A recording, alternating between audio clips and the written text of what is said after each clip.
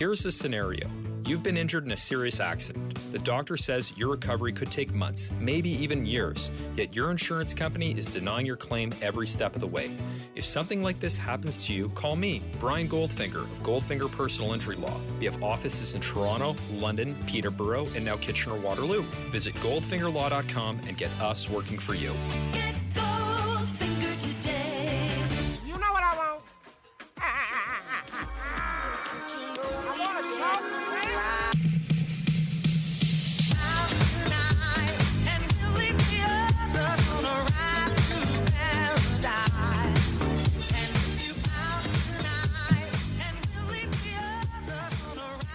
Oh, man. Okay, ladies and gentlemen, that game sucked. And when I tell you it sucked, I mean it sucked, dude. 120-90. The Raptors lose to the New Orleans Pelicans. They got shellacked, man. It's hard to frame this in terms other than 2-on-5, but Pascal and Fred, functionally, offensively, were the only players who came to play in the Raptors starting lineup. Scotty Barnes, I give a little bit of lenience to because he didn't hit his 3-point shots, and that isn't a promise. That's not a promised part of his game. And so you can't just set your watch to it, but the Pelicans played him like he couldn't hit 3-point shots. He didn't. And also, he had to try and shoot over Jonas Valanciunas in deep drop over and over again. That's tough. That is not an easy feat to accomplish. With that being said, though, he still played really poorly. It's just he's a rookie and he's being put in a very difficult spot. Gary Trent and OG Anunoby, I think both were just... Yeah, there's an intersection between two beliefs that rule, NBA fans. Like OG had a significantly smaller usage rate in this game. He was 1 for 5. Gary Trent Jr. was 2 for 15. Some people might appreciate that Gary Trent Jr. kept gunning, that he kept trying to make it happen. And some people might appreciate that in a night where OG wasn't feeling it, maybe, that he didn't push too hard and he tried to move the ball to other players. I think it's a mix because I appreciate that Gary Trent Jr. realized how hard the Pelicans were playing against Fred and Pascal. So on some of those 15 shots, some of those possessions, I find that Gary Trent Jr. was doing the right thing. He was trying to create offense and trying to create a situation where, Pascal and Fred might be able to kick back for one possession because they're getting doubled. And like sometimes seeing 3 bodies and not even in the paint, but just seeing 3 bodies, they were receiving so much attention. And Gary tried to alleviate that sometimes. But on other possessions, he just tried to play like hero ball. He got 2 shots that are not comfortable for him. He took a lot of bad shots tonight. And the 2 for 15, I think, is a decent representation of what he was able to do on the floor. It was very, very negative. And on the defensive side of the floor, it wasn't very good either. Like so much so that I heard it 4 times on the broadcast because it happened to happen during a highlight that they kept replaying. It was just from different angles, but the soundbite is the same. So he gets back cut on the baseline, and we get a yell from, I believe, one of Fred or Scotty. And it's Gary, what the F? And it was not a shy. It was just like, man, I'm so disappointed in what you've done defensively. And I thought he had a bad defensive game as well. Gary was just bad. And OG was just bad as well. I mean, OG probably, as a guy who in some games this season has taken on extra possessions, has, tried to help out both Fred and Pascal as they've been overloaded on. He just didn't have it tonight. And by I mean, like, he didn't have it on the juice, the energy, the effort, whatever, adjective you want to attach to it. OG was not willing to take on a whole lot of offensive responsibility in this game, in a game that he probably should have. And, you're not going to be your best every night, but when a team is just overloading as much as the Pelicans were on Pascal Siakam and Fred VanVleet, it behooves you to maybe juice it up, man. Get some juice going. And, this isn't a referendum on Gary or OG's games. They're going to be totally fine. This was just an odd game where they were both very bad. And, I'm sure they would say the same thing. I haven't heard the press conferences or anything like that, but I'm sure they would say the same thing. It's just inexcusable from, it's slightly more excusable from Scotty Barnes, but Scotty is a good player, and he needs to play better than this, the same way that Gary Trent and OG do. But obviously, you understand, being a rookie, expectations are a little lower, of course. But Pascal and Fred saw unique defensive matchups in this game. Jose Alvarado, very small guard, cut from a similar cloth as Fred VanVleet, especially as far as how he plays defensively and his physical attributes. He played defense on both Pascal and Fred.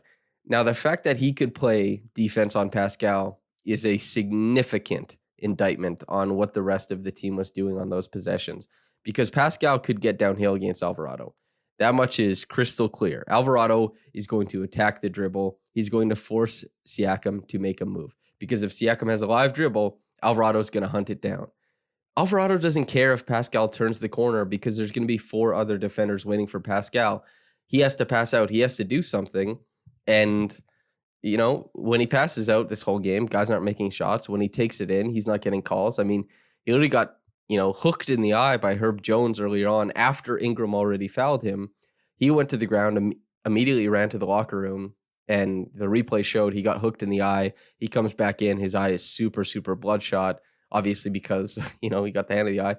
That was a turnover for him on that possession. So he was under fire from the Pelicans and had no help from his teammates. And even this was just a weird body language game, because, there's 2 possessions that come to mind. And to end the first half, I believe, Pascal Siakam came in and he didn't pass to Gary Trent Jr., who I think at this point in time was 0 for 7, 0 for 8 maybe.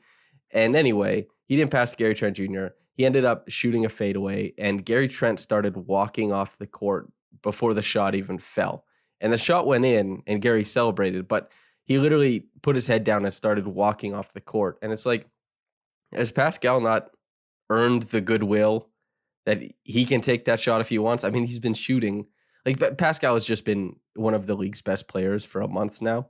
And so, Gary being 0 for 8, 0 for 9 at that point in time, and just being absolutely will not even watch to see if Pascal's shot goes in and walk off the court. You can't be doing that, dude. I don't really agree with that. And he was disappointed a couple times when Pascal didn't give him the ball, but one was when he was 0 for 8, one was when he was 0 for 11. Pascal's trying to create some sort of rim pressure. You got to hype up your guys a little bit more. You know what I mean?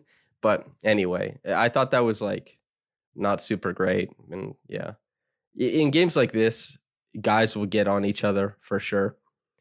I talked about what was said to Gary defensively when he got back cut for a dunk. And games like this, the vibes are never going to be immaculate or anything like that. But you probably want guys to have earned goodwill amongst one another, not to get too down on certain players during defensive possessions, not to get too down on them during offensive possessions. There has to be a cohesion, a collective will to support each other and that kind of stuff. And I don't mean to stretch this out into too big a thing. It was just, there were a few too many instances of it in this game that you're like, damn, that's a little too bad. But these guys are tired, and I mean, they have every right to be, and they were just getting absolutely bossed by the Pelicans. And yeah, man, having Herb Jones to throw at Fred VanVleet at the point of attack to lock and trail after, these pick and roll possessions where if Fred pulls up in the mid range, it's blanketed, and Fred turns the corner and sees a defender pinching in off the wing and a guy in deep drop. And he has Herb Jones' massive wingspan trailing him to try and, canopy anything that goes up. That's a really tough position to be in. And both Pascal and Fred were blanketed in similar fashions. And the fact that they came together to shoot 13 of 34 and score 18 points and 20 points respectively, I think is a testament to how hard they played in this game and how hard they went after it, because, it was 2-on-5 as far as I'm concerned. And, credit to the Pelicans, because they're playing these really long lineups with guys like Jackson Hayes playing at the 4. Ingram obviously is very long. He's part of it. Valanciunas is the center. You have guys like Alvarado or Gary Clark, and these really, Herb Jones, of course, these really long defenders who make it seem like the Raptors, there was just no place to go. You couldn't hide on the court, and you certainly couldn't find open space, it seemed like. And when the open space was found, shots just didn't fall. So the amount of aggressiveness they get to play with can just extrapolate from that point on. And the Raptors just end up getting absolutely dominated. Do I think there was a solve in this game? Absolutely not. If we look at, so Gary is 2 for 15, OG is 1 for 5, Scotty is 2 for 10. That is 5 for 30 from those guys. That you are not going to overcome that. The Raptors, they were cudgeled tonight. They got absolutely beat. Man, they got whapped.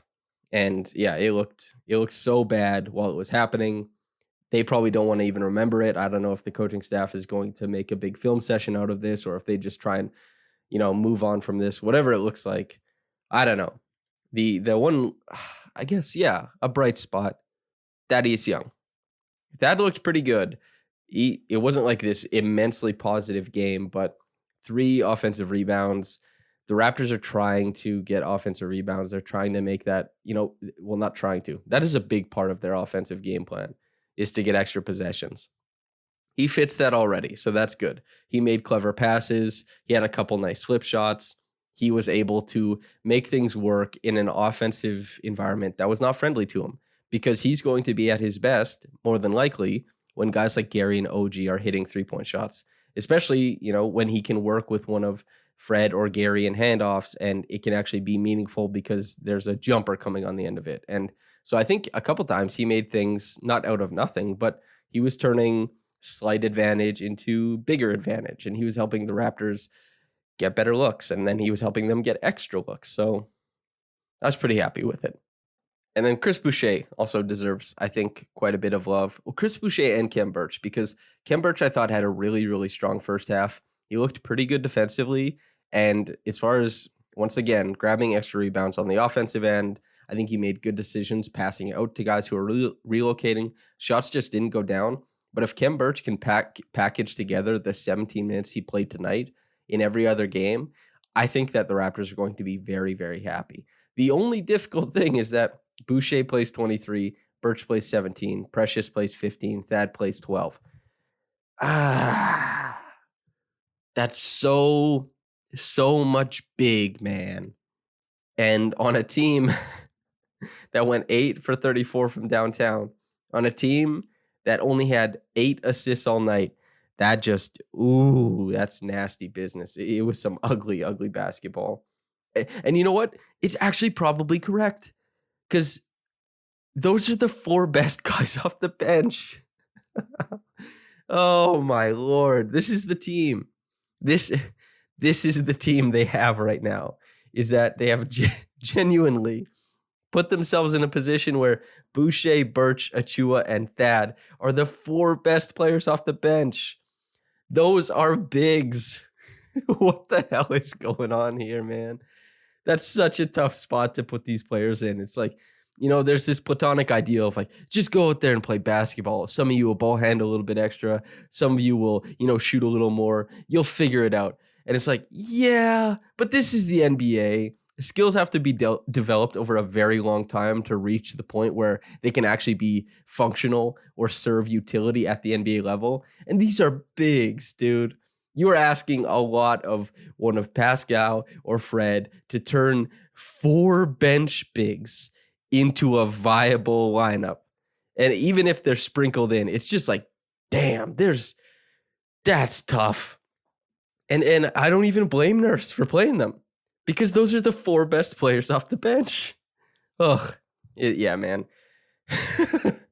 Yeah, that's rough. I don't envy the situation there, and that's kind of wild. Yeah, the Reggie Evans Award, I'm going to give it to Thad.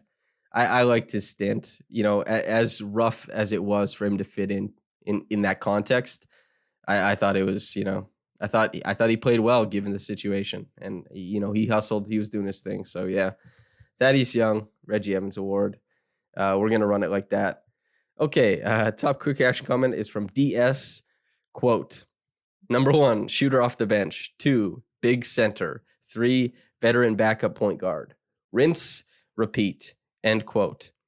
Yeah, they don't have any of those, but you can tell that they very well it may need one of those. And in a game like tonight where, once again, Gary, OG, and Scotty combined for 4 for 30 or 5 for 30. Yeah, 5 for 30. I mean, everything is going to look worse, and everything that's bad is going to look blown the hell up, and it certainly did tonight. The Raptors have roster needs. That is 100% factual. Thanks for writing in, DS. Listener, thank you for listening in. I hope you enjoyed it, because I didn't enjoy that game very much. But whether you got into it in the morning or at night, have a blessed day, and goodbye.